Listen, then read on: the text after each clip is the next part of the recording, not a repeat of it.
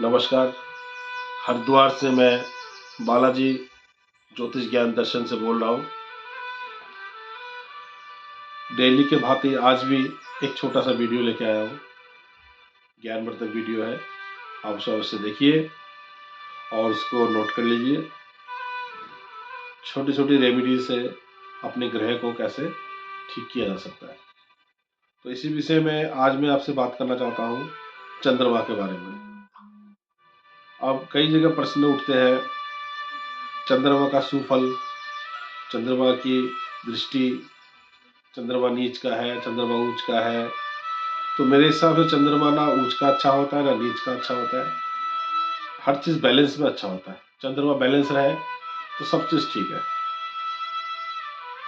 तो चंद्रमा के ऊपर मैं बता रहा हूँ कि जैसे जैसे चंद्रमा घटता बढ़ता रहता है, महीने में हर महीने अमावस्या बनता है, पूर्णिमा बनता है, चंद्रमा घटता है फिर बढ़ता है।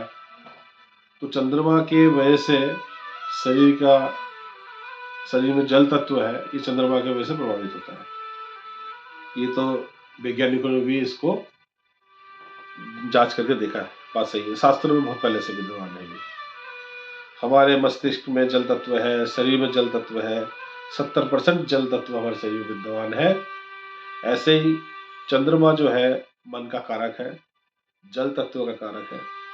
अब कहीं भी पृथ्वी में जल हो, समुद्र का एरिया है, वहाँ ज्वार भाटा होता है। ज्वार भाटा भी चंद्रमा के आकर्षण शक्ति से ज्वार भाटा होता है। अच्छा, ये तो हो गया ज्वार भाटा और चंद्रमा का आकर्षण शक्ति। ऐसे ही चंद्रमा अगर जल को, समुद्र को प्रभावित कर सकता है, तो शरीर में मौजूद जल तत्व को हो या ब्लड हो, इसको भी चंद्रमा प्रभावित करता है। जो मानसिक रोगी हैं, उनका देखिएगा आप, अमावस्या पूर्णिमा में आके उसका व्यवहार में बहुत थोड़ा बहुत हो नहीं हो, बहुत ज़्यादा चेंज आ जाते हैं। तो ये चेंजेस जो है चंद्रमा के वजह से आते हैं। कुछ लोग भावुक हो जाते हैं, कुछ लोग चुपचाप हो जाते हैं, कुछ लोग एकांत में जाके बैठ जाते हैं। तो ये भी चंद्रमा का ही असर है। तो हर मनुष्य के जीवन में चंद्रमा का प्रभाव रहता है।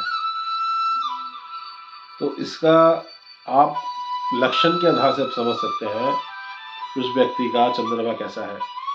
कोई ऐसा है जो बात बात में रो देता है, बात बात में भयभीत हो जाता है, मन में कॉन्फिडेंस की कमी है, एकांत ज़्यादा अच्छा लगता है, चुपचाप रहना अच्छा लगता है, मन कभी चिड़चिड़ा हो जाता है, कभी अच्छा हो जाता है।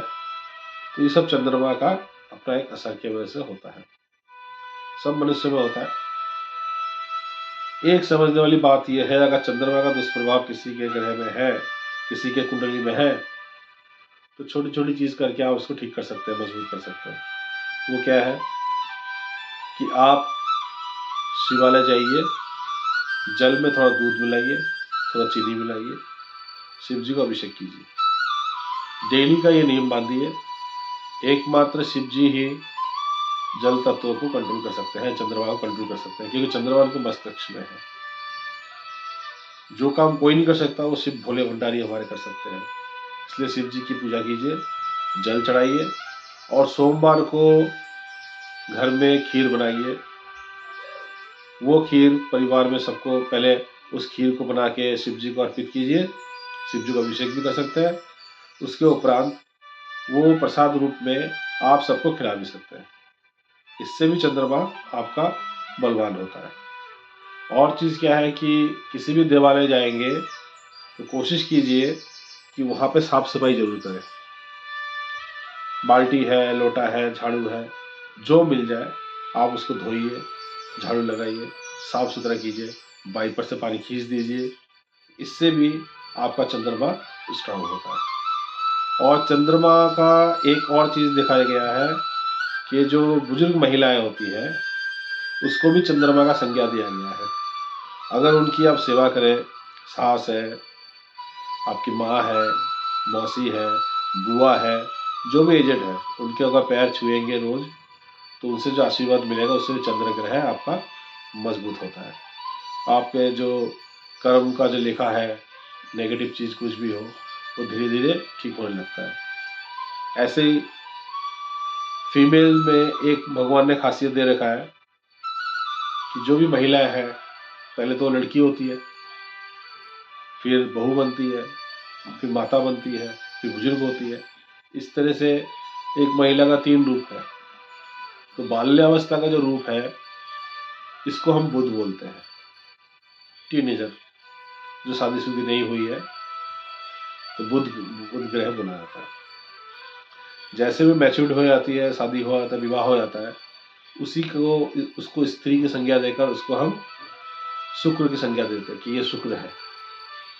और जैसे जैसे वृद्धावस्था में इंसान प्रवेश करता है, महिलाएं प्रवेश करती है, तो उसको हम चंद्रमा का संज्ञा दे देते हैं। तो बड़े बुजुर्ग भी चंद्रमा के अंदर आते हैं, उनको भी अगर सेवा किया जाए तो चंद्र दोष जो भी है, चंद्र का प्रकोप है, ये चंद्र का जो इफेक्ट है, बुरा इफेक्ट, नेगेटिव इफेक्ट, ये बहुत हद तक कम हो सकता है। तो कभी भी चंद्रमा का उपयोग अगर मान लीजिए कोई उपाय करना है, जल प्रवाह फट से ना करें, क्योंकि उससे चंद्रमा और कमजोर हो जाएगा। आप साफ सफाई कीजिए, झाड़ू पोछा लगाइए दिवाले में जाके, दीप धूप अगरबत्ती नैवेद्य चढ़ाइए, सफ़ेद प्रसाद चढ़ाइए। हर सोमवार को एक नियम रखिए कि मुझे खीर चढ़ाना ही है। और मॉर्निंग में थोड़ा दूध, ज़्यादा दूध की ज़रूरत नहीं है, 2 चम्मच 3 चम्मच काफ़ी है, उससे भोलेनाथ प्रसन्न है, ये कीजिए। और ज़्यादातर महिलाएं तो अपने अंगूठी में छोटी वाली उंगली जो होती है, इसमें आप एक मोती धारण कर सकते हैं चांदी में। 4 रत्ती, 4.5 रत्ती, 3.5 रत्ती से लेकर 4.5 रत्ती तक एक उंगली में, छोटी उंगली में धारण कर सकते हैं चांदी में। इससे भी कई जगह देखा गया है कि चंद्रमा के बुरे इफेक्ट से बचा जा सकता है। तो आज के लिए इतना ही, आज्ञा दीजिए। मेरा व्हाट्सएप नंबर है 9760755102। ज़्यादा से ज़्यादा शेयर कीजिए। आगे इस तरह से आपका आशीर्वाद, आपका साथ चाहिए। आगे इस तरह से और भी अच्छे अच्छे वीडियो में देते रहूँगा। ये ज्ञान वर्धन के लिए दिया है, ताकि नया जनरेशन इस ज्ञान को लेकर आगे दूसरी जनरेशन को दे। पीढ़ी दर पीढ़ी हमारे ये ज्ञान ऋषि मुनि साधु संतों ने दिया है, ये बरकरार रहे। जितना लोगों को देंगे उतना भगवान भी आपको देगा। ये ज्ञान है, ज्ञान बांटिए। समाज में मेरा एक ही हुआ है एम, उद्देश्य भी है, लोगों को जागरूक कीजिए। किसी को आज हाथ पैर पकड़ने की कोई जरूरत नहीं है। सरल विधि से, सरल नियम तरीके से मैं आपको बताता हूँ, उसको अपनाइए, जीवन को अपना आगे ले जाइए। सबका जीवन सुखमयी हो, मंगलकारी हो। नया वर्ष आप लोगों के लिए मंगलकारी हो। धन्यवाद। जय माता की, जय सनातन।